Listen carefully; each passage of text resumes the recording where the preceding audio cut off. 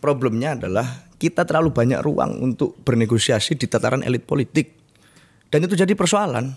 Maka caranya bagaimana? Ya perkecillah ruang itu. Yang dilakukan oleh Pak Jokowi selama menjadi presiden itu bukan semata-mata karena beliau. Itu tidak dibangun karena beliau seorang Superman, tapi ada super tim di sekeliling beliau. Maka hari ini tidak bisa siapapun di negeri ini merasa paling berjasa. Saya geli Bang melihat para politisi menjelang Pilpres 2024 selalu berpura-pura muda. Bagi saya yang adalah anak hukum, hari ini kita bukan negara hukum lagi, Pak. Kita mengarah ke mastat, negara kekuasaan.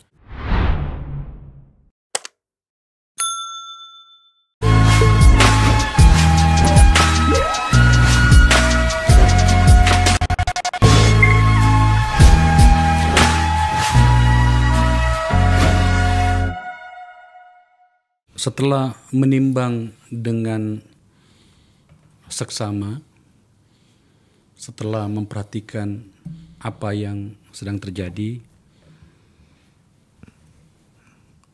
bagaimana ruang publik kita dirusak, terpaksa sekali saya memilih kata ini, dirusak oleh banyak orang yang menyebut diri politisi. Dan tak ada yang merasa bersalah. Semua berlomba untuk mencari pembenaran. Maka saya juga dengan terpaksa harus minggir sedikit ke pinggir untuk mengambil ruang dan mencoba mempertimbangkan apa yang bisa kami lakukan. Akbar Faisal Unsensor dan Nagara Institute bisa kami lakukan agar kemudian tidak terjebak pada kerumitan-kerumitan yang bahkan dimulai dengan kata demi rakyat itu. Ada banyak pertimbangan soal itu. Maka ini adalah episode pertama saya saya mengajak dua orang, kalau mengumpulkan banyak. Saya mengajak dua orang anak muda, benar-benar anak muda sebenarnya. Anak saya lebih tua dari usianya mereka, di mana kemudian telah tercatat di ruang publik dengan beberapa pernyataan mereka dan gerakan-gerakan mereka. Di pikiran saya, kami di Akbar Faisal Unsensor dan di Nagara Institute akan memulai sebuah upaya mencari dan membentuk anak-anak muda yang setidaknya kelak di 10 tahun, 20 tahun yang akan datang tidak melakukan perusakan sambil mencoba mencari pembenaran terus-menerus. Saya mengajak Ketua Badan Eksekutif Mahasiswa Universitas Indonesia, Melki Sedek Huang. Melki, terima kasih ya. Terima kasih Bang, kehormatan juga bisa datang ke sini. Kami menemukan namamu dari apa yang terjadi padamu. Kata tepatnya mungkin apa yang kau lakukan untuk dirimu dan mungkin juga untuk orang lain. Ya. Yang kedua adalah seorang politisi muda, dia sudah menyebut diri politisi sebab dia telah berada pada sebuah komunitas itu, menjadi tim dari sebuah pemenangan calon presiden. Tapi kami tidak akan berbicara soal itu hari ini. Saya mengajak Seno Bagaskoro. Seno, ya. Makasih ya. Terima kasih Bang. Datang ke sini ya. Terima kasih banyak. Itu pembukaan saya tadi dan agak berat. Karena saya ingin di sini memulai lebih jujur dengan mengajak anak-anak muda untuk mulai berpikir hal-hal yang mereka mungkin memikirkan telah melakukannya, tapi sebenarnya tidak. Tujuan paling akhirnya di sini adalah setidaknya kau menetapkan sebuah garis batas pembeda antara apa yang seharusnya kalian lakukan dan apa yang tampaknya tak bisa kalian hindari atas nama politik yang semakin tak jelas wajahnya ini. Saya memulai dulu ke Melki Sedek Huang. Namamu tiba-tiba membahana karena beberapa peristiwa belakangan ini. Yang paling terakhir itu adalah pengakuanmu bahwa ibumu diteror di Kalimantan sana. Dari kacamata politik sebenarnya itu kau bisa dianggap terlalu melebih-lebihkan. Sebab bisa saja misalnya orang yang datang padamu itu atau ibumu itu adalah ingin mencari tahu saja. Mungkin karena kagum dengan dirimu. Tetapi kemudian itu menjadi santapan media dan kemudian melebar kemana-mana. Untuk bagian ini saya ikut memberi rasa prihatin ya.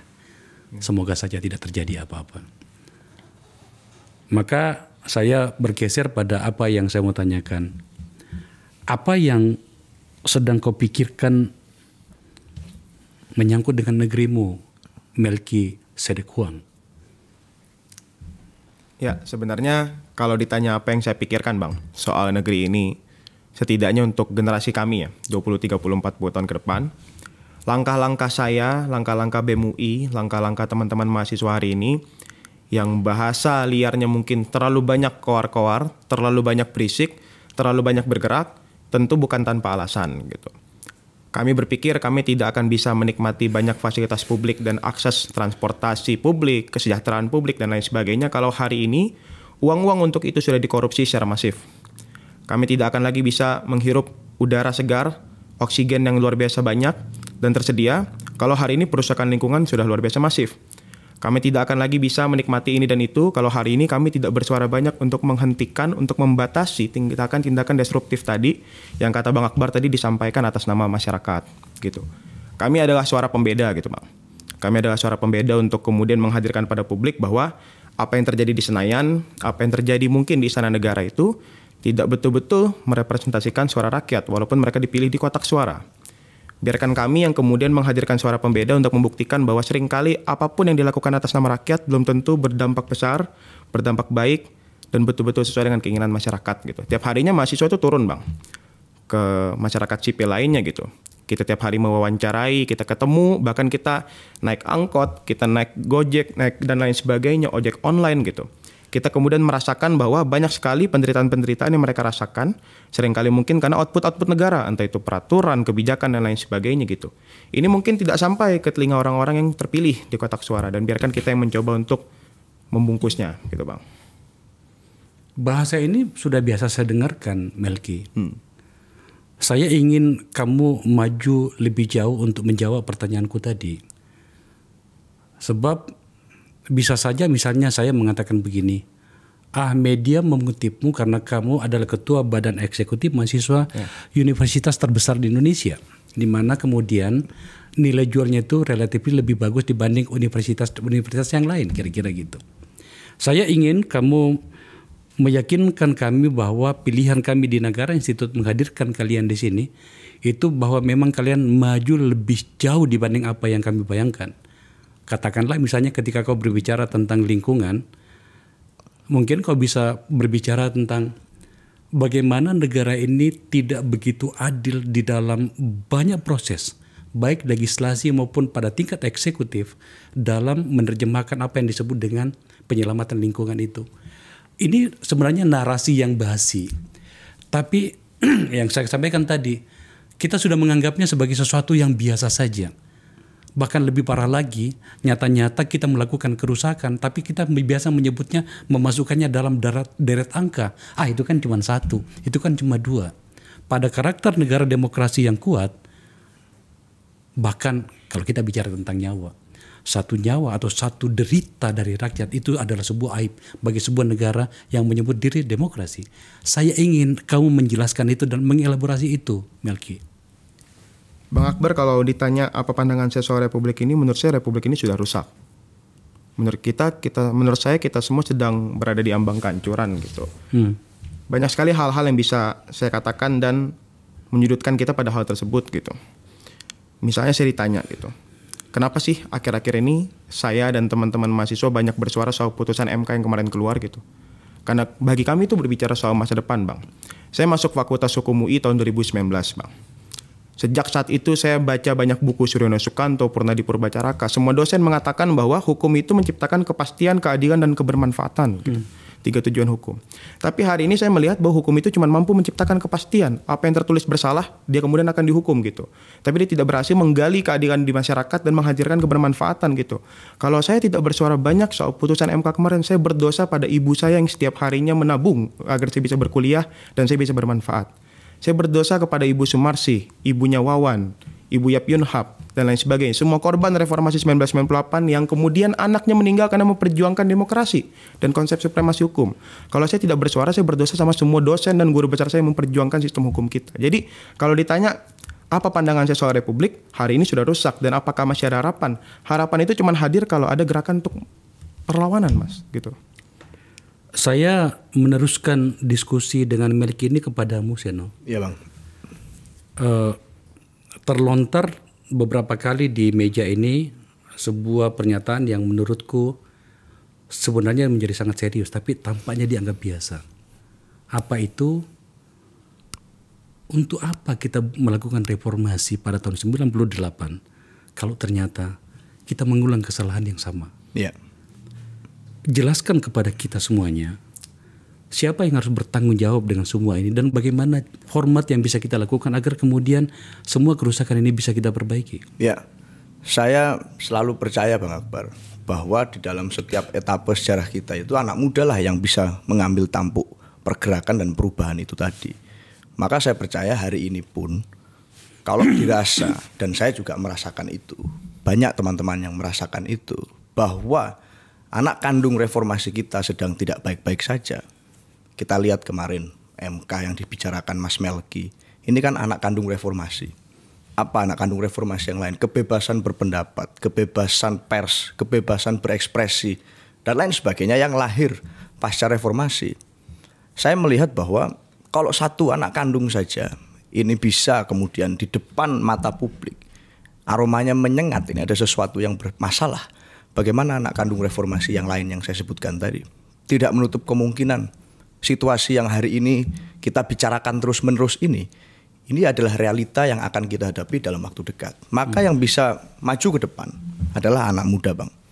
Dan saya percaya itu. Mas Melki mengambil jalan sebagai ketua BEM. Saya mungkin mengambil jalan di politik.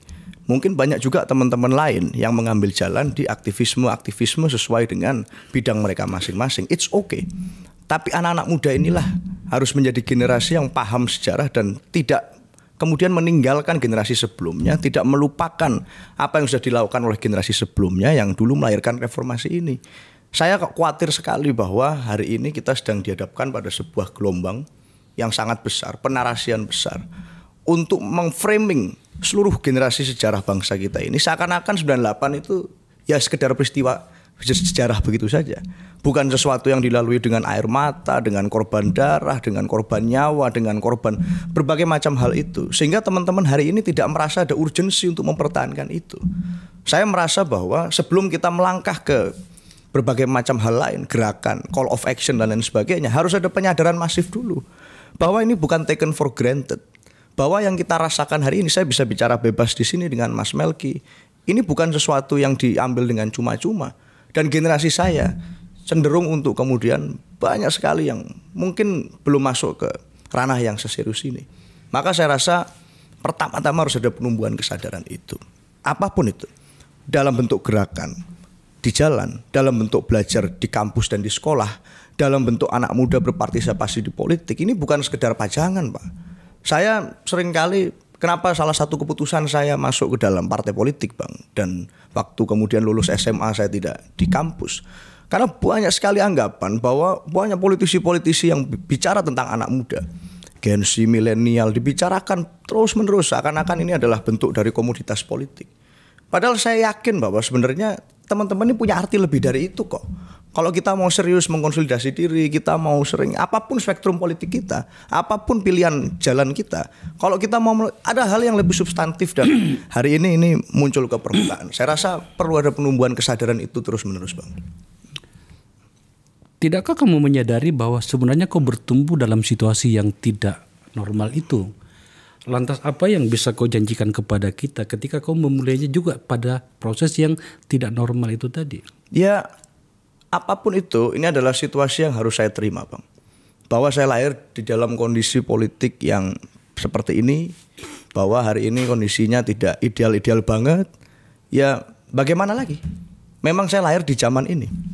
Waktu dulu setiap angkatan generasi muda di sebelum saya juga lahir di kondisi yang tidak ideal. Tapi kondisi tidak ideal itulah mungkin yang kemudian menggembleng, membuat penggemblengan, membuat penajaman yang membuat kita lebih berani. Saya pernah cerita di forum yang sama ini Bang, waktu saya SMA dulu saya mengalami situasi itu. Saya tahu rasanya harus demikian parah dipersekusi. Saya tahu rasanya saat saya bicara, saya agak takut untuk bicara. Karena kemudian orang tua saya juga ditekan segala macam. Tapi itu dulu, artinya Saya percaya bahwa dalam kondisi apapun di dalam sejarah, ideal ataupun tidak ideal, ya kita harus menjalaninya dengan lapang dada. Saya itu sebenarnya cukup moderat dalam memahami dan atau menilai sesuatu. Ya. Yang saya maksud adalah terlalu besar risiko yang akan kita ambil kalau kita selalu memikirkan cara-cara yang revolusioner. Bahkan mungkin lebih ekstrim dari situ. Oke. Dengan memahami latar budaya kita Indonesia yang lebih suka untuk bernegosiasi, besar risikonya. Tapi pada saat yang bersamaan sebenarnya kerusakan itu sudah parah loh, Seno. Ya. Ya setidaknya abang ini agak tahu lah tentang keparahan itu. Mungkin juga saya menjadi bagian dari itu. Saya cukup berbesar hati untuk mengakui itu. Nah pada situasi itu saya sedang mencoba mencari tahu. Seorang anak muda yang berusia 22 tahun bernama Seno dan Melki ini bagaimana menciptakan ruang bagi dirinya sendiri agar kooptasi itu tidak semakin membuatnya menjadi teralienasi dan kemudian mengatakan saya menyerah. Itu yang saya pertanyakan. Ya, saya nggak tahu Bang, jujur. Separah apa sih kerusakannya itu secara detail. Yang saya tahu ada kerusakan, yes kita bisa merasakan. Bahwa kemudian berbagai macam korupsi dipertontonkan, elit politik kita itu sudah nggak ada lah persepsi anak muda yang kemudian pure suka 100% dengan dunia politik. Kita lihat MK kemarin itu yang paling telanjang. Tapi hal-hal lain kita banyak nggak tahu Bang. Saya kalau boleh jujur ya. Banyak nggak tahu? Banyak nggak tahu. Saya nggak tahu seberapa jauh sih kerusakannya itu. Itu semua kan ada di balik awan kelabu yang kita jauh dari situ. Artinya pengambilan kebijakan apa yang terjadi di balik ruang-ruang negosiasi politik itu kita banyak nggak tahu juga Bang. Apalagi teman-teman yang lain. Sejauh mana kita tahu? Ya itu. Ya sekarang ini yang kita upayakan. Saya rasa itu Bang. Kamu tidak tahu atau mencoba untuk memberi toleransi. Ini penting loh bagi Seno ya. Iya. Setidaknya saya yang sedang menilaimu dan menyiapkan forum untukmu di sini. Forum saya ini mahal loh. Ya. Terhormat forum saya ini. Saya jaga saja dari 3 tahun yang lalu. Saya berikan kepada kalian. Betul, Bang. Artinya saya menghormatimu. Yes. Maka saya ingin bertanya, kamu tidak paham atau kau sedang memberi toleransi? Ini berbeda. Saya banyak tidak tahu. Saya tahu tentang apa yang terjadi, yes. Tapi mungkin hanya sejauh itu. Oke. Kalau Abang cerita tadi bahwa Abang ikut serta bertanggung jawab punya andil dalam kerusakan parah yang terjadi di negeri ini. Seberapa parah sih? Sejauh mana? Apakah pernah informasi itu kemudian secara utuh kita bicarakan? Mungkin secara parsial-parsial, yes. Maka saya bilang tadi di awal, penumbuhan kesadaran tentang situasi hari ini itu yang penting. Dan itu yang coba saya cari tahu terus. Itu yang coba saya cari tahu. Kalau saya tahu mungkin ya saya bisa lebih banyak bicara. Tapi yang saya ketahui hari ini ya itu yang saya bicarakan.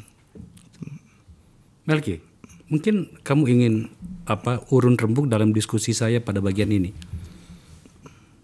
Sedikit Bang soal reformasi Bang ya. Oke. Saya dari tahun 2019 memutuskan aktif di BEM UI dan BEM Fakultas Hukum UI gitu. Setiap tahunnya bahkan setiap bulannya kayaknya selalu ada orang-orang yang mengatasnamakan aktivis 98 ataupun orang-orang yang kemudian mengatasnamakan orang-orang tua ini, teman-temannya dan lain sebagainya, datang ke forum-forum kita membicarakan bahwa hari ini mahasiswa melempem. Hari ini mahasiswa tidak memperjuangkan amanat reformasi. 7, 6 tuntutan yang dulu kita perjuangkan hari ini jangan di tempat. Pertanyaan saya, kemana orang-orang itu kemudian ketika Novel Baswedan diseram air keras, ketika dia sedang memperjuangkan penegakan korupsi kita gitu. Kemana orang-orang itu, gimana suara mereka ketika MK kemarin mengeluarkan putusan yang luar biasa mengancam demokrasi dan konstitusi, yang adalah salah satu perjuangan reformasi gitu. Dan kau ditanyakan, apa yang hari ini menjadi kegelisahan kaum muda, bagi kita orang-orang yang memperjuangkan reformasi dan kemudian membanggakannya, saya rasa sudah tidak pantas lagi untuk membanggakannya Bang. Kenapa? Karena bagi saya reformasi gagal. Bagi saya reformasi jangan di tempat. Kalau kata Bang Usman Hamid kemarin, reformasi kembali ke titik nol gitu. Dan kalau ditanya apakah kami akan sungguh-sungguh kemudian memperjuangkan reformasi itu tegak, kalau saya mungkin punya tanggapan yang agak jauh berbeda Bang ya. Bagi saya kita tidak perlu lagi memperjuangkan reformasi 98 dan tuntutan-tuntutannya itu tegak. Kita bikin reformasi kita sendiri. Lihat keadaan yang rusak sekarang dan apa yang bisa generasi muda buat. Mau berjuang di jalanan, mau berjuang lewat negosiasi politik, mau berjuang lewat apapun. Bagi saya semua cara, baik itu progresif ataupun konservatif, revolusioner ataupun tidak, semuanya harus dilakukan Bang. Gitu. Seno tadi saya tangkap nadanya sebuah keluhan bahwa Abang jangan meminta kepada saya, katakanlah seperti itu. Abang jangan meminta saya untuk membuat penilaian tentang kerusakan itu ketika saya tidak cukup banyak memahami tentang kerusakan yang ada. Ya. Saya mencoba untuk lebih memahami pada bagian itu. Sementara tadi kamu itu Melki agak jauh, mungkin karena kamu berada di sekitar teman-temanmu. Tapi kan sebenarnya kan kalian tidak jauh-jauh amat kan, sama-sama aktif menjadi mahasiswa. So maka kemudian saya ingin kalian memulai sebuah perdebatan di antara kalian tentang kerusakan ini loh. Saya beri satu contoh misalnya. Bagaimana kemudian dalam hal alam bawah sadar saja. Tadi saya sudah memulainya. Seorang dikriminalisasi dengan menggunakan pendekatan hukum ya. Saya mulai dari kacamata hukum. Dikriminalisasi apakah atas nama politik, apakah atas nama ekonomi, atau barangkali atas nama tak punya pegangan dari seseorang yang bisa membelanya. Itu telah dianggap sebagai sesuatu yang biasa. Ya sialnya dia saja. Sebenarnya pikiran ini sangat berbahaya. Sebab ujungnya nanti adalah berbagai toleransi. Ya. Toleransi tentang corruption, toleransi tentang pemerkosaan hak-hak sipil, toleransi tentang penyalahgunaan kekuasaan dan seterusnya. Kita bisa berangkat dari situ. Seno. Ya tentu saja Bang. Artinya saya pernah bicara juga di sini tentang kriminalisasi itu. Yaitu satu hal yang saya rasa di dalam demokrasi, kenapa kok reformasi itu diagung-agungkan? Kan karena kita boleh bicara. Dulu sebelumnya kita bicara diatur mana yang boleh, mana yang tidak boleh. Itu yang saya tahu. Nah hari ini kita boleh bicara dan itulah yang penting untuk dijaga. Maka saat ada kriminalisasi itu saya nggak sepakat apapun alasannya. Kalau mereka punya pendapat yang berbeda dengan saya atau saya punya pendapat yang berbeda dengan orang lain, ya hak kita atau tanggung jawab kita adalah mempertahankan agar pendapat itu tidak kemudian dijadikan satu alasan untuk memenjarakan orang. Hari ini biasa-biasa saja orang berbeda pendapat. Ini kan hal yang common sense sebenarnya Bang. Saya juga bingung juga. Kalau kemudian hari ini persoalan ini saja masih kita perdebatkan. Sebenarnya ini common sense. Dan itu satu hal yang kalau itu dijadikan bahan kita untuk kemudian membahas tentang demokrasi hari ini, kita benar-benar jauh sekali dong berarti mundurnya ke belakang. Masalah bicara saja kita masih harus mencari titik temu. Boleh apa tidaknya. Kan kita sudah sepakat ini bahwa ini boleh biasa. Dalam demokrasi manapun bicara itu adalah forum yang terhormat. Bicara dimanapun, di podcast ini, di kampus-kampus, di komunitas, bicara itu adalah forum terhormat di dalam alam demokrasi. Maka saat bicara kriminalisasi tentang itu, ada undang-undang yang mengatur tentang itu.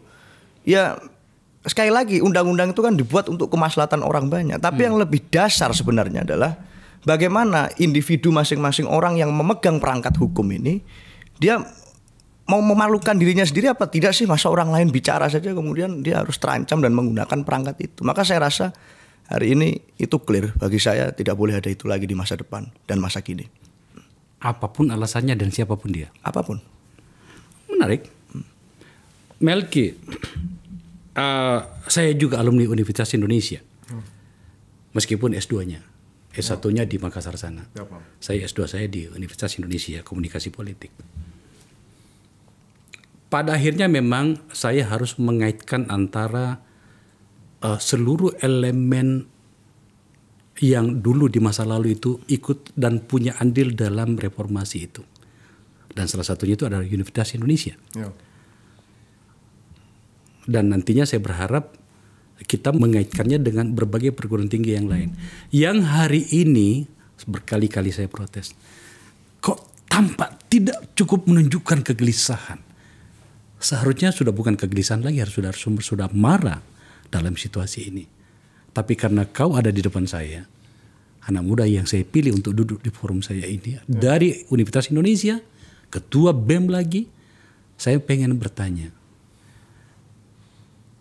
Kalau misalnya kalian yang memulainya, tanda petik memulai, bisa memulai dengan himbauan, atau barangkali pertarungan gagasan yang real muncul di ruang publik sebagaimana seharusnya sebuah perguruan tinggi yang besar. Apa yang akan kau lakukan? Sebenarnya banyak orang membincangkan demokrasi itu 5 tahunan aja Bang. Ya? Pesta demokrasi. Padahal yang lebih penting bagi saya adalah penguatan infrastruktur demokrasi gitu. Dan kalau ditanya kenapa hari ini mahasiswa kampus, sivitas akademika itu tampak melempem gitu? Jawabannya adalah karena kita tidak betul-betul mendapatkan infrastruktur demokrasi dan menegakkan infrastruktur demokrasi tersebut sejak di dalam kampus gitu. Mungkin yang pertama, kalau secara eksternal kita bisa bilang banyak sekali represi, pembungkaman, intimidasi dan lain sebagainya pada setiap orang yang kritis bersuara gitu. Tidak usah jauh-jauh ngomongin Bang Haris Azhar dan Mbak Fathia Maulidianti gitu ya di persidangan kemarin gitu. Kita bisa membicarakan bagaimana banyak sekali ketua BEM yang tiap sebelum demonstrasi didatangi aparat ke rumahnya, ke kosan dan lain sebagainya, ditawari sejumlah uang agar tidak turun demonstrasi dan lain sebagainya, apalagi revisi UITE yang akhirnya direvisi dengan luar biasa tertutup, UITE-nya sudah karet, apalagi revisi yang tertutup gitu. Itu eksternal. Dari internal di dalam kampus, hari ini saya bisa mengatakan bahwa ada tren. Tiap kampus sudah disusupi intervensi kekuasaan. Gitu. Itu bukan hal yang baru. Dan bukan hal yang baru, Bang. Yeah. Tapi yang menjadi baru adalah tidak semua kampus punya keberanian yang sama untuk melawan hal tersebut, Bang. Gitu. Kalau di UI, kami sudah luar biasa mempraktekkan itu gitu. Sudah dalam 3-4 tahun terakhir bahkan masih ada bekas lukanya, Bang, gitu. Kami setiap kali kemudian menyampaikan keluhan kepada rektor, kami tidak pernah ditemui. Saya bisa dapat predikat ketua BEM pertama di Indonesia yang tidak pernah bertemu rektor sepanjang tahun saya menjabat gitu. Kami punya rektor yang arogan, kami punya dosen-dosen yang banyak berpihak ke rektor yang arogan gitu. Kami punya banyak sekali kebijakan di kampus yang bermasalah. Kemarin UKT, biaya pendidikan kami naik 3-4 kali lipat. Dan luar biasa banyak sekali keluhan, ribuan keluhan. Padahal setiap tahunnya rektor kami naik kekayaannya belasan hingga puluhan miliar gitu. Kami bertanya setiap harinya, tidak mendapatkan jawaban. Kami melakukan demonstrasi, ditabrakkan dengan keamanan kampus. Beberapa dari kami luka dan lain sebagainya. Tapi yang bisa saya bilang, Universitas Indonesia masih merawat api itu, Bang.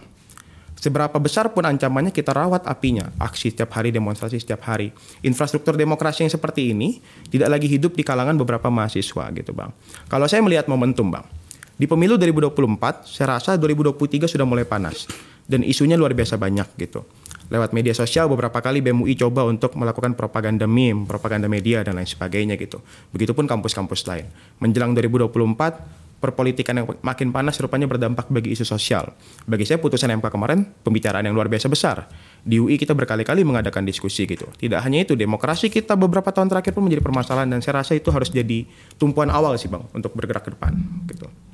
Pada Melki saya mencoba menguliknya melalui mekanisme kampus ya, no? Ya. Pada kamu saya mencoba melihatnya dari sudut pandang atau dari komunitas politik di mana kau ada berada di situ. Yes. Dalam hal ini adalah partai politik.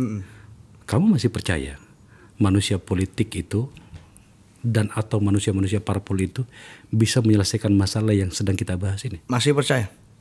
Tapi tidak bisa mereka sendirian. Seperti apa? Ya, Mas Melki tadi sudah menjadi contoh yang baik tentang bagaimana anak muda saat berproses di BEM, ya disitulah kemudian salah satu tempat di mana kita menggodok diri, jadi kawah candra di muka untuk belajar. Saya mengambil keputusan untuk masuk ke partai politik. Tapi itu pun dengan satu pemikiran sekian tahun yang lalu, bahwa saya ingin ikuti rule of the game. Saya ingin tahu apa yang terjadi di dalam berdasarkan berbagai macam perspektif yang ada di ruang publik tentang partai politik. Saya sadar betul bahwa ada pesimisme itu, ada sinisme itu dari anak-anak muda tentang partai politik. Oh, partai politik ini akan begini, ini isinya korup semua, ini isinya gelap semua dan segala macam. Tapi saya punya semacam keyakinan atau challenge di dalam diri saya sendiri waktu itu, Bang. Ini bicara personal saya, bahwa kalau memang itu tampak seburuk itu, saya pengen lihat seberapa buruk sih gitu. Dan kemudian ada hal baik apa di dalam situ. Maka saya cari itu. Saya percaya bisa, Bang. Seno, Ya. saya suka optimismemu. Tapi jangan terlalu maju dulu pada bagian itu. Yes. Saya tidak sedang menakut-nakutimu, anak muda. Kamu mungkin masih aman-aman saja karena kamu belum dianggap sebagai ancaman. Mungkin. Kamu masih anak baru. Mungkin. Masih bisa disuruh ke kiri atau ke kanan. Mungkin, Bang. Tapi sebenarnya itu tidak terlalu penting bagi saya. Yang saya ingin itu adalah kalian mulai memikirkan dan membuat sebuah agenda sendiri. Agar kemudian kemurnian hati dan pikiran kalian itu tidak terkooptasi hanya karena sedang memburu gerbong agar bisa sampai ke bagian depan. Yes. Belum pun jauh loh ini. Yes. Bagian depan. Sepengetahuan saya, dan saya tidak akan salah menyangkut ini, para seniormu itu juga berpikir dan mengatakan yang sama sebelum mereka terlibat di dalam perburuan kekuasaan, setidaknya di tingkat internal itu. Betul. Makanya dari itu Bang, saya memutuskan untuk tidak ingin terlalu jauh berasumsi kemana-mana waktu itu.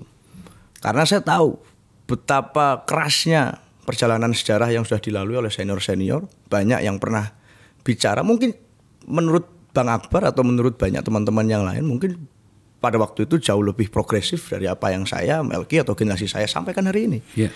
Banyak yang mungkin lebih berani berdasarkan perjalanan sejarah mereka. Tapi kita melihat potretnya hari ini. Bang Akbar pun mengakui.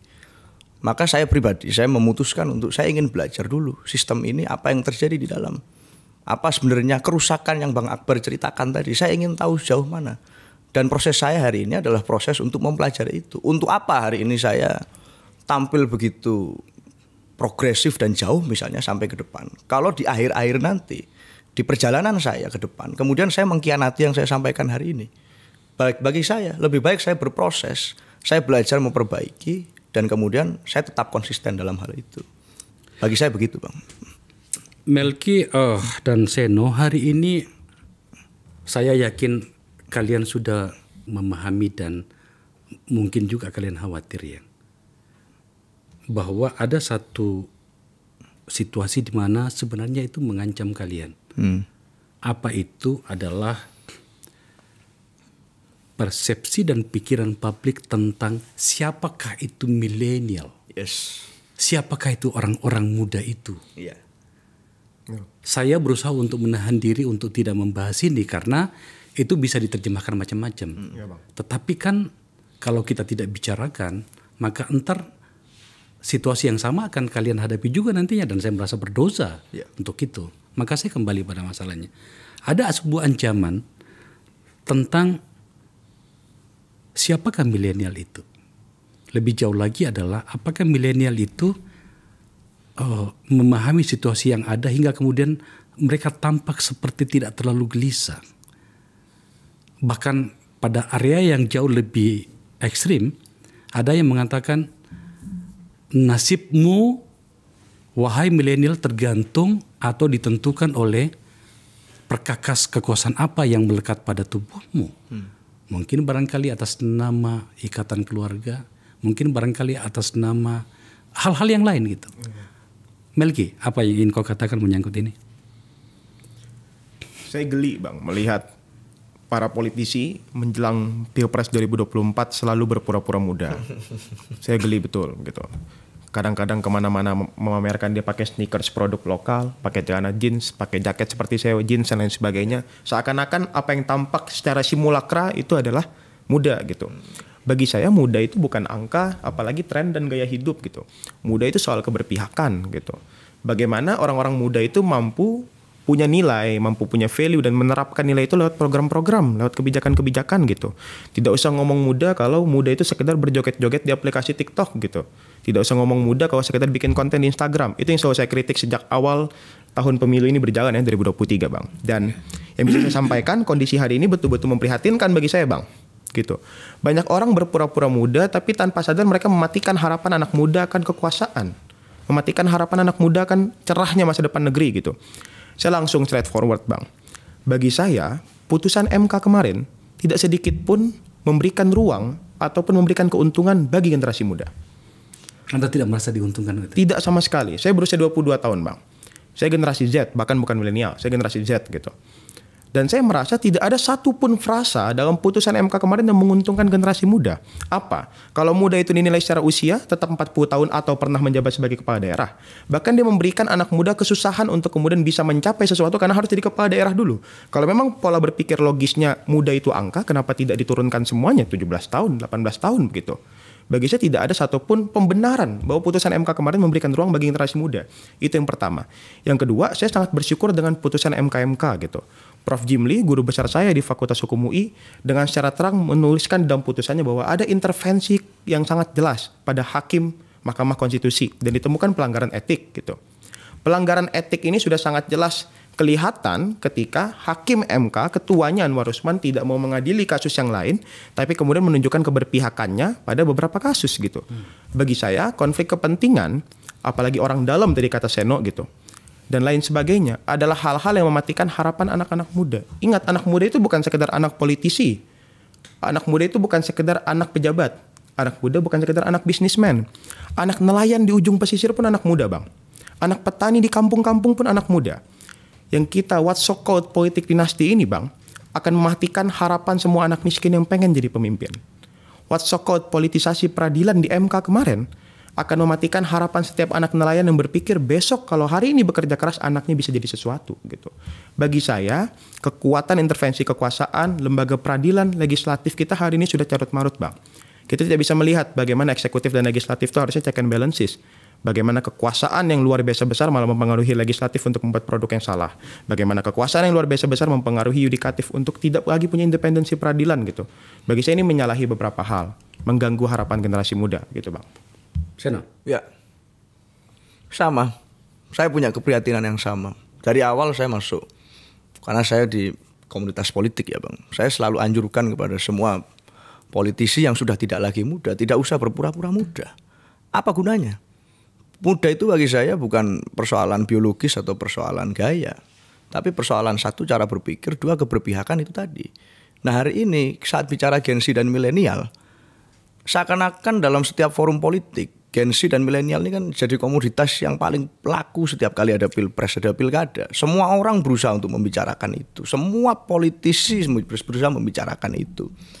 Padahal Gen Z dan milenial yang ada di persepsi kebanyakan politisi itu bagi saya adalah Gen Z yang ada di kota-kota besar, Gen Z di Jakarta, Gen Z di Jaksel, yang asumsinya semua anak muda ini adalah anak muda yang terpapar digitalisasi, suka main game, gayanya party segala macam, hedonis dan seterusnya.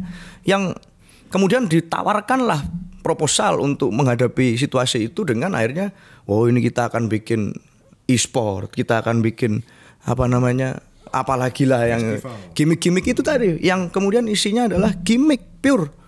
Saya merasa bahwa bukan itu politik anak muda, Pak. Politik anak muda itu adalah politik gagasan, politik bicara. Kalaupun gagasannya jelek, minimal bicara dulu. Diberikan ruang untuk bicara, diberikan ruang untuk didengar. Politik anak muda itu adalah terbuka menerima kritik. Politik anak muda itu adalah politik yang based on movement, politik yang substansial. Saya nggak ngerti kalau hari ini misalnya ada pergeseran makna itu, ada shifting itu. Tapi bagi saya ini sesuatu yang serius untuk saya bahas. Berkali-kali saya sampaikan, politik anak muda adalah politik gagasan. Jangan dibodohi dengan segala macam campaign politik yang hanya meningkatkan entertainmentnya anak-anak muda, tapi ini nggak ada isinya untuk kemudian masa depan kita. Bang Akbar, Gen Z dan milenial ini adalah generasi yang punya kecemasan akan kepastian masa depan. Ini berbeda sekali dengan misalnya generasi sebelumnya. Hari ini jumlah populasi dunia meningkat, lapangan kerja itu semakin sempit, anak-anak muda itu dibebani oleh orang tuanya untuk segera lulus kuliah, segera cari kerja, padahal bayar uang kuliah itu juga mahal. Yang bayar masih orang tua mereka juga. Sehingga teman-teman ini punya double burden luar biasa, bahkan multiple burden. Maka kalau hari ini kemudian terkesan anak-anak muda itu tidak seperti generasi sebelumnya, ya karena ada situasi sistemik yang membuat teman-teman ini merasa harus segera tune in dengan dunia yang ada saat ini. Inilah yang harus dibongkar dulu. Saya rasa persoalannya agak kompleks, Bang, terkait dengan politik anak muda, dan hari ini momentumnya sebenarnya ketemu untuk kita bisa lebih banyak bicara itu. Pernahkah berpikir bahwa situasi yang tidak menyenangkan yang kalian keluhkan dari tadi ini itu terjadi karena para politisi-politisi yang lebih dahulu dibanding kalian, para politisi tua, itu beranggapan bahwa kalian memang belum pernah bisa menerima sebuah tanggung jawab yang lebih besar sesuai dengan usia kalian? Ya, mungkin saja, Bang. Mungkin saja. Artinya saya juga tidak menafikan bahwa mungkin di usia kita yang masih sangat muda, ini kemudian banyak keraguan. Tentu saja kalau bicara tentang track record yang jauh ke belakang, kita mungkin tidak sekaya semua politisi senior itu, pastinya. Kita baru ada di dunia 22 tahun, Bos, lawan senior-senior yang sudah jauh 2 kali lipat, 3 kali lipat usia kita. Tapi setidaknya kita berusaha untuk menyampaikan dan menumbuhkan kesadaran itu kepada lebih banyak kawan-kawan. Karena anak muda itu bagi saya bukan persoalan 1-2 orang, Seno saja, Melki saja, siapa, tapi ini kekuatan kolektif, Pak. Yang ada di setiap sendi, yang ada kemudian menampilkan perannya masing-masing. Apakah anak-anak muda yang kemudian mereka bekerja sebagai developer misalnya, atau yang melakukan kerja-kerja di ruang-ruang usaha bisnis yang berpihak sosiopreneur misalnya, itu bukan anak muda yang progresif, ya mereka progresif juga. Tapi mungkin bidangnya berbeda dengan saya, berbeda dengan yang hadir di ruangan Bang Akbar. Dan ini kita rasa sebagai satu kekuatan kolektif yang besar. Maka kalau ada keraguan-keraguan itu, ya kapanpun kita siap diuji. Saya rasa itu. Melki, kalau hari ini seluruh bangsa ini menunjukmu sebagai Presiden Republik Indonesia, apa yang akan kau lakukan? Pertama, saya akan coba untuk sebanyak-banyaknya memangkas hal-hal yang menurut saya mengganggu kebebasan berpendapat. Itu yang pertama. Bagi saya Republik ini kalau memang masih mengaku demokrasi, masih mengaku bahwa dia akan membangun negeri ini dengan suara-suara masyarakat, telinga penguasa itu harus tipis. Karena tipisnya telinga penguasa itu menggambarkan minimnya batasan-batasan kita untuk ngomong langsung sama penguasa. Saya rasa itu penting untuk kemudian jadi basis awal untuk membangun negeri, Bang. Karena kegelisahan saya adalah, betul tadi yang Bang Akbar sampaikan, bahwa kerusakan-kerusakan ini hadir karena politisi-politisi tua yang hadir karena sistem demokrasi, tapi tanpa mereka sadari, seperti bukunya Why Democracy Dies, orang-orang yang lahir karena sistem demokrasi malah memangkas habis sistem demokrasi itu gitu. Bagi saya itu persoalan besar. Sehingga percuma ngomongin soal memperbanyak lapangan pekerjaan, tapi tidak pernah mendengarkan keluh kesah generasi Z dan milenial di lapangan pekerjaan. Banyak orang ngomongin soal bagaimana kita bisa meningkatkan lapangan pekerjaan dengan kemudian mendatangkan investasi sebanyak-banyaknya gitu. Mereka tidak sadar bahwa generasi Z itu tidak sekedar butuh pekerjaan, Bang. Bagaimana caranya kita bisa bekerja dengan baik kalau kemudian kesehatan mental kita tidak didukung oleh sistem yang baik dari perusahaan ataupun dari negara gitu misalnya. Melki, ya. Kalau kemudian kerusakan yang terjadi yang tak pernah mau kita akui tanda petik kita itu, dan kemudian memaksa kita pada sebuah situasi kesepakatan bernama Indonesia itu harus kita akhiri karena sudah terlalu banyak orang yang sakit karena itu. Apa kamu setuju? Bang Akbar, saya tidak pernah memandang Indonesia itu sebagai tujuan, Bang. Bagi saya, Indonesia itu proses, gitu. Untuk apa dulunya orang Bugis, orang Dayak, orang Jawa, di tempat bagaimanapun mereka hidup, mereka bisa sustain, mereka punya autonomous life sendiri gitu. Bisa memenuhi kebutuhannya dengan sumber daya alam dan lain sebagainya, semua kerajaan bisa hidup. Mereka kemudian menggabungkan diri dari Indonesia dengan kesepakatan bernama konstitusi gitu. Untuk kemudian melahirkan tujuan-tujuan bersama yang ada dalam konstitusi gitu. Sehingga bagi saya, Bang, yang terpenting bukan soal kita kemudian membincangkan apakah Indonesia ini harus diakhiri atau tidak. Bagaimana proses apapun itu, termasuk Indonesia harus melahirkan tujuannya, Bang. Gitu. Seno, jika kemudian pertanyaan yang sama, tapi sedikit saya bikin varian. Kalau kemudian hari ini kita semua menunjukmu sebagai Presiden Republik Indonesia, dan kemudian terkonsolidasilah partai-partai itu menjadi sangat kuat di belakangmu sebagai Presiden. Apa yang akan kau lakukan pertama terhadap partai-partai ini untuk kemudian bisa dianggap menyelesaikan masalah? Ya, yang pertama saya kira penting untuk menegaskan ideologi dan platform partai, Bang. Hari ini kita punya banyak sekali partai politik. Dan partai-partai politik itu kebanyakan berdiri di atas kepentingan orang-orang yang ingin membuat partai. Ingin. Sehingga banyak sekali ruang-ruang untuk bernegosiasi bicara tentang membuat kebijakan. Sehingga di dalam elit politik saat banyak sekali ruang-ruang dan pintu-pintu untuk bernegosiasi itu, kapan kemudian rakyat, anak muda bisa terlibat bernegosiasi di sana? Dan saya rasa itu menjadi satu hal yang membuat kita mungkin hari ini tidak efektif dalam hal pembuatan kebijakan. Begini, Presiden Seno Bagaskoro itu tidak punya ruang dan otorisasi untuk mencampuri platform partai yang mendukungmu. Betul. Yang saya maksud adalah ketika kau dilantik sebagai presiden hari ini dan kemudian ada partai-partai di belakangmu, maka apa yang akan kau lakukan sebagai presiden dalam negosiasi dengan para ketua partai itu agar problem ini terselesaikan? Itu tadi Bang, saya kan bilang problemnya adalah kita terlalu banyak ruang untuk bernegosiasi di tataran elit politik. Dan itu jadi persoalan. Maka caranya bagaimana? Ya perkecillah ruang itu. Kita kuatkanlah segala macam peraturan yang ada untuk partai politik itu, agar kemudian ini terasah, tersisa berapa yang kemudian ideologinya itu clear, jelas, platformnya jelas, yang diperjuangkan apa, dasar pemikirannya seperti apa. Sehingga nggak sekarang seakan-akan semua orang bisa bikin partai politik. Saya rasa ini jadi satu hal yang jadi PR. Partai politik baru akan terus tumbuh dan kemudian ruang negosiasi baru akan terus tumbuh.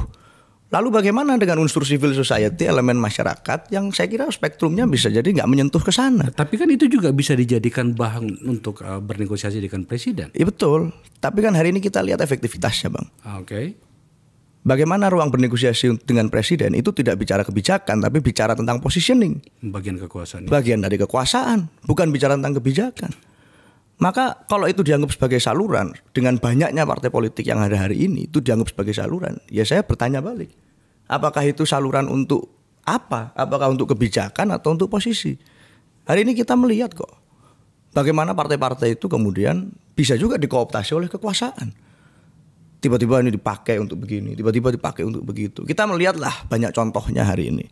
Maka saya rasa penting dalam bicara partai politik, ada penegasan di situ. Banyak orang yang tidak memperhatikan bahwa sebenarnya risiko besar menyangkut dengan partai politik berikut dengan politisinya itu bisa membuat kita semakin jauh salah arah loh, Seno dan Melki. Apa yang saya maksud adalah hari-hari ini kita fokus tentang pilpres. Yes. Semua energi, semua pembicaraan, semua pandangan mengarah ke pilpres. Kamu nomor 1, nomor 2, nomor 3 kira-kira. Pada saat yang bersamaan tak cukup ada yang memperhatikan bahwa 580 anggota DPR baru juga sedang memburu kursinya, dan di mana kemudian mereka ini bisa menjadi jalan keluar atau meneruskan kerusakan yang ada. Apa yang ingin kau katakan menyangkut ini, Seno? Ya ini penting sekali Bang. Kita lupa bahwa ada pileg juga besok. Iya. Dan saat kemudian pileg, maka yang dipilih adalah partai politik. Yang di dalam undang-undang kita amanatnya begitu.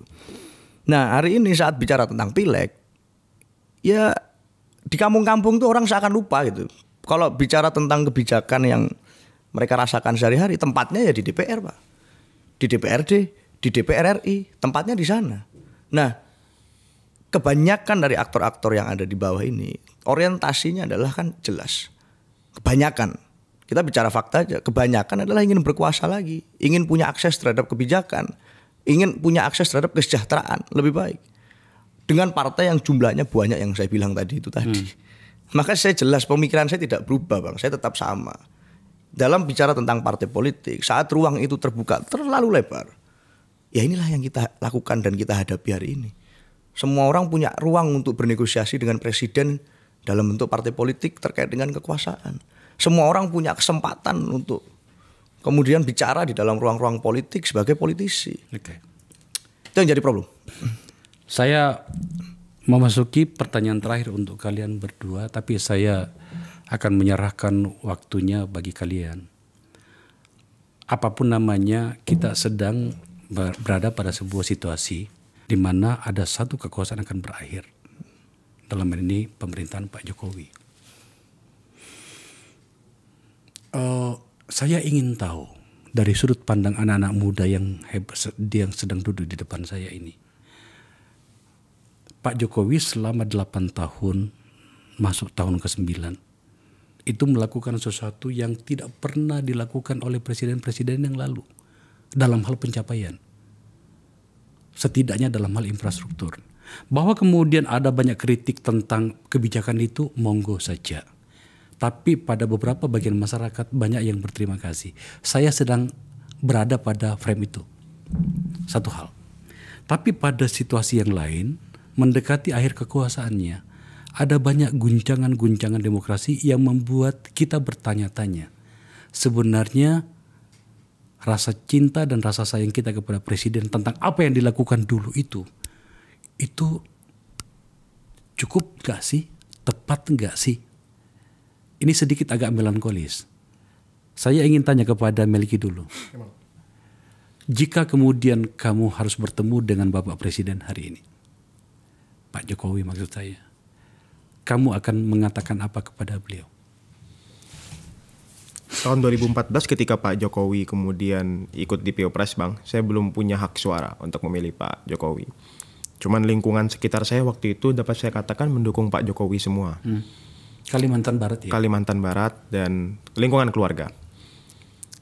Waktu itu bagi saya yang berusia 13 tahun, Presiden Jokowi itu harapan Bang.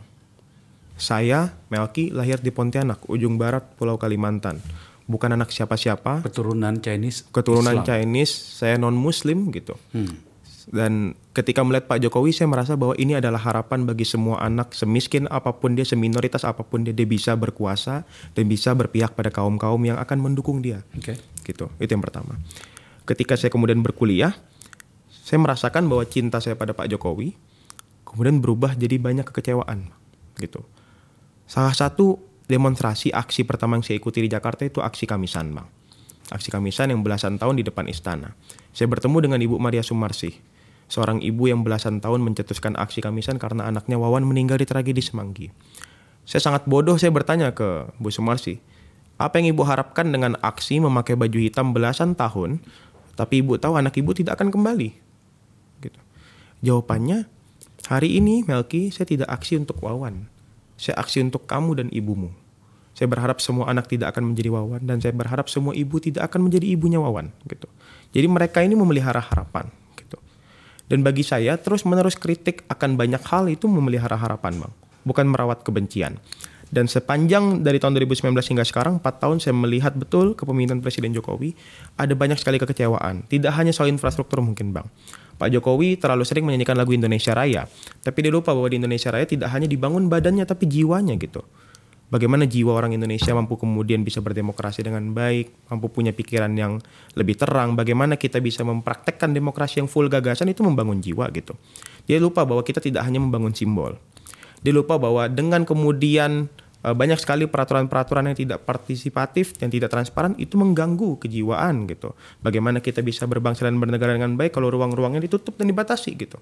Bagaimana kita bisa berbangsa dengan baik kalau hukum yang adalah harapan kita kemudian dipolitisir untuk kemudian memuluskan kekuasaan. Bagi saya yang adalah anak hukum, hari ini kita bukan negara hukum lagi, Pak. Kita mengarah ke mastat, negara kekuasaan. Harusnya hukum itu dipakai untuk membatasi kekuasaan. Itu ada esensi Mahkamah Konstitusi yang ada anak kandung reformasi. Tapi hari ini kekuasaan dipakai untuk mengubah hukum seenaknya. Gitu Bang. Seno. Ya. Kita pernah punya kesepakatan di dalam Sumpah Pemuda Bang. Bahwa dari sekian banyak pulau, sekian banyak daerah yang ada di Indonesia ini, kita sepakat untuk jadi satu, namanya Indonesia. Dan sejak hari itu kesadaran itu tumbuh. Di tahun 2014 hingga 2019, keluarga saya juga nyoblos Pak Jokowi. 2019 saya bahkan ikut kampanye untuk beliau waktu saya pertama kali memilih di Surabaya. Why? Karena saya percaya bahwa ya inilah sosok yang terbaik. Beliau tidak punya beban masa lalu. Beliau punya komitmen tentang merawat apa yang sudah ditumbuhkan dari kesadaran Sumpah Pemuda itu, bahwa Indonesia ke depan harus lebih baik dan siapapun punya hak yang sama untuk menjadi apapun di negeri ini. Tidak harus punya ayah yang pejabat, tidak harus punya ayah presiden, punya paman di lembaga hukum, tapi ya siapapun boleh jadi apapun. Dan Pak Jokowi mewakili itu, maka kita mendukung beliau. Nah, hari ini menjadi sulit tanpa mengurangi rasa hormat kepada seluruh pembangunan yang sudah dilakukan Pak Jokowi beserta dengan segala legasinya. Saya harus izin kalau ini bicaranya seperti bicara dengan Pak Jokowi, saya harus ingatkan bahwa seluruh kerja baik yang dilakukan oleh Pak Jokowi selama menjadi presiden itu bukan semata-mata karena beliau. Ada banyak pikiran kok di situ. Ada banyak sumbangsih orang yang ikut mikir. Ada banyak hasil keputusan beliau yang juga dipengaruhi oleh banyak orang yang melakukan kerja-kerja itu. Maka saat hari ini beliau ada di puncak kekuasaan, itu tidak dibangun karena beliau seorang Superman, tapi ada super tim di sekeliling beliau ada orang-orang baik yang kemudian, atau orang-orang pintar lah yang kemudian ikut mendampingi itu, termasuk mungkin Bang Akbar. Maka hari ini tidak bisa siapapun di negeri ini merasa paling berjasa kemudian berhak untuk membuat kita merasa kecewa atau menumpulkan harapan yang sudah dipupuk bertahun-tahun. Dan saya ingin agar jangan sampai ada crash landing seperti yang hari ini banyak dikhawatirkan. Pak Jokowi seyogyanya punya legacy yang baik, dan hal itu harus bisa dibuktikan meskipun hari ini sulit bagi kita semuanya untuk masih tetap optimis akan itu. Saya rasa itu, Bang. Anak-anakku semua terima kasih ya. Kalian sudah hadir di sini. Betapa saya sangat bangga sekali pada kalian. Terima kasih, Bang. Pemirsa, saya sedang menata hati. Saya terharu, saya bangga. Ternyata masih ada harapan itu dalam masyarakat kita. Saya menemukan dua orang ini. Ini adalah awal. Ini percakapan awal. Saya akan berbicara dengan mereka lebih banyak lagi, lebih lama lagi. Hingga kemudian niat-niat buruk yang mungkin timbul dalam perjalanan hari-harinya itu mereka lupakan. Sebab saya akan sangat keras kepada mereka ketika mereka mengkhianati apa yang mereka katakan kepada saya hari ini. Hari ini seakan-akan saya berbicara kepada mereka berdua. Tapi sebenarnya saya berbicara kepada banyak harapan di luar sana. Jika kalian, anak-anakku semua yang di luar sana merasa sepaham dan sependapat dengan mereka berdua, datanglah ke forum ini. Saya siapkan ini untuk Anda. Saya sangat bangga, saya sangat senang. Ternyata Indonesia akan berumur 1000 tahun lagi dengan anak-anak muda yang seperti ini. Dengan jiwa-jiwa yang tulus dan ikhlas seperti ini. Terima kasih telah menyaksikan acara ini.